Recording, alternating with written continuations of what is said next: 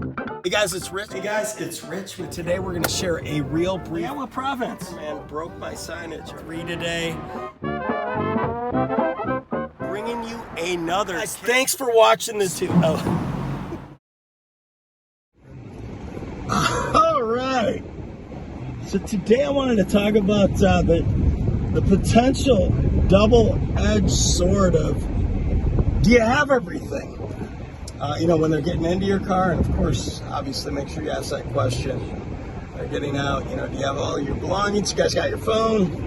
You got everything? But first, I've talked about, you gotta have a short memory in this deal and forget about the bad rides. But I've also told many a driver that when it rains, it pours, and it can get frustrating. And sometimes you just got to call it a day. Even if you need the money, you don't want to let this impact your attitude, your health, just anything overall. Today was one of those days for me on multiple fronts.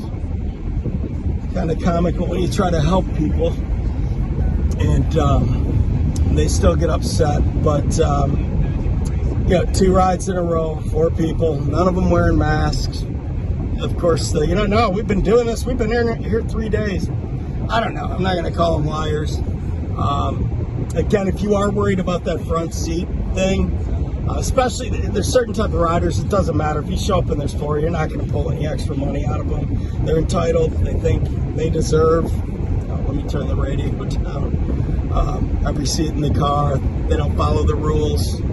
Not only in Uber, but probably in life. Anyway, you got to call it a day when those things happen and you're just not seeing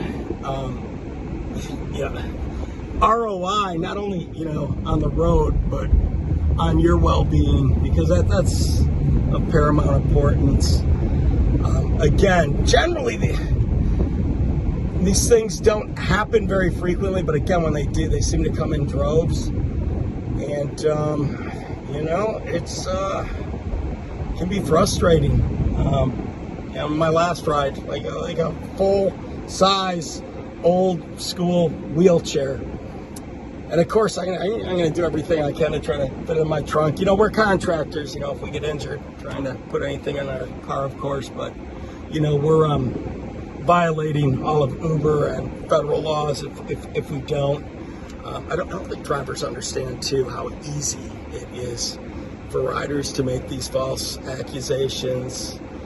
They can throw any card they want at Uber, and that's gonna make things even worse for you, because as your attitude dwindles after having a rash of these things occur, it's more likely to cause issues on the next ride, because you're like, when is this gonna end? Or if you're my age, you're going to be like, Calgon, take me away.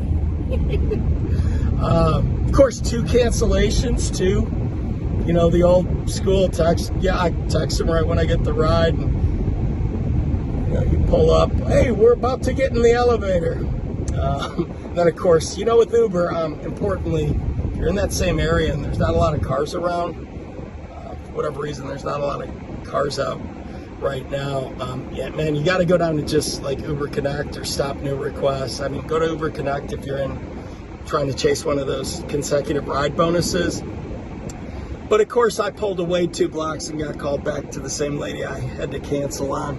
And of course, Uber now, is burning up to 7 minutes of independent contractors' time per their guidelines. That's employer-like control.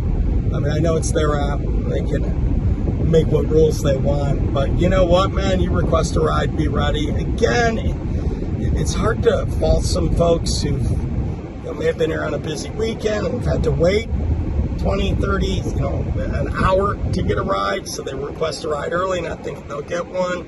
And the Uber and Lyft apps are never accurate on, your driver will be there in 9 minutes. And then, of course, with Lyft, right? We know they're going to match them with someone else. If some rental driver turns their app on, they're going to switch that ride from you so they can pay the rental driver 30% less and get a match with them, and then send you on a further ride or a less profitable ride with me.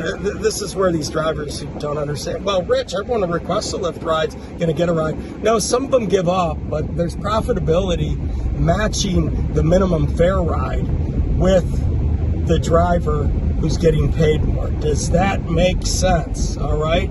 Because you're going to get that $397, and someone else is going to get that longer ride. Again, if they want to accept longer Lyft Classic rides, it's their choice, I guess. They're usually not the greatest play if it's busy. Anyway, get back to what I was talking about. I always try to make sure everyone has everything. The return fees, if you look at them, they're really not worth it. That said, typically when you return a phone or keys or something of value, they'll throw you money, but not always. Some people don't carry money. Again, there's no guarantee. You forget something, if someone forgets something in the car, and it's inevitable. It's going to happen to every driver, even if you ask them twice getting out. Hey guys, do you have all your belongings? I'd recommend getting one of these tack pens. They're really cool. They got a flashlight and a strobe. You can put them on your lapel. They got a screwdriver. They have a whistle.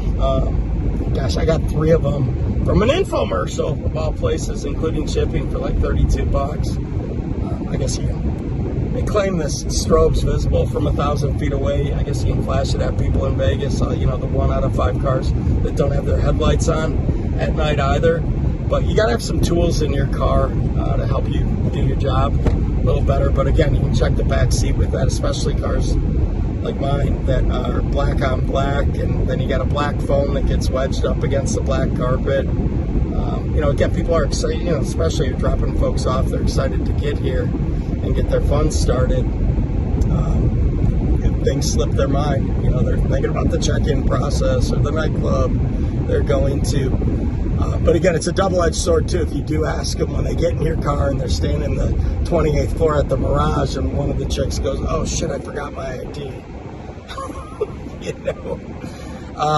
Again, maybe you'll get thanked for being helpful, but you're not going to get thanked by Uber or Lyft on a basic car ride with your 15, 16 cents a minute wait time, and then 3 of them are waiting in your car. I don't know, maybe you can get a conversation going and get something good happening. Went a bit long, but again, man, the moral of the story is you come first, your health, your well-being, your attitude, and if you see things impacting it, take a break. You can come out and make the money the next day. It's still there. Who knows? Could end at any point.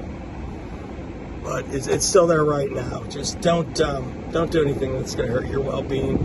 And try to keep a smile on and be funny, make money.